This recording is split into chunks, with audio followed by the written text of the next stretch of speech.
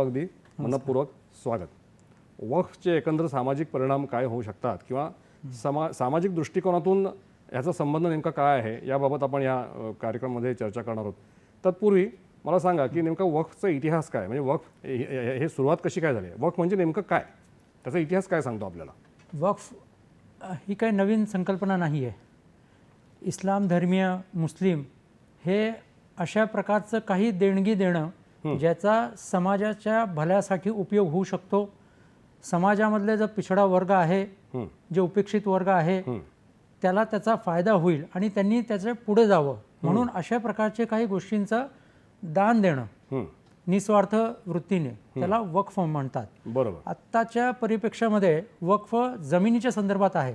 बरं. पण मोहम्मद पैगंबरांच्या काळामध्ये पण आणि त्यानंतर पण असा एक इतिहास आहे की 65 खजुराची झाडं हे एकाने वक्फ केली होती. बरं. आणि ते वक्फ केल्यानंतर त्याचं जो उत्पन्न होता केवळ झाड वक्फ केली होती, जमीन नाही.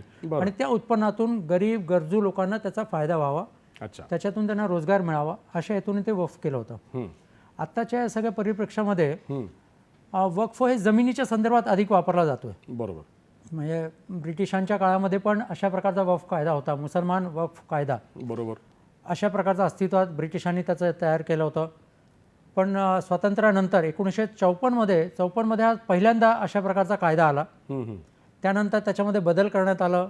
1995मध्ये आला बदल केलेला कायदा, 2013मध्ये आला.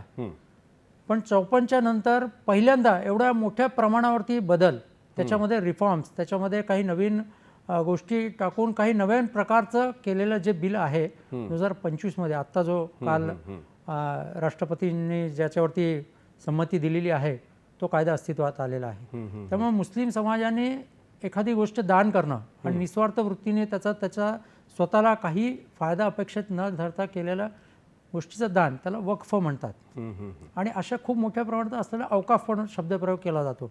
वक्फ किंवा अवकाफ अशा प्रकारचं हे खूप मोठ्या प्रमाणात ते जगभरात आहे.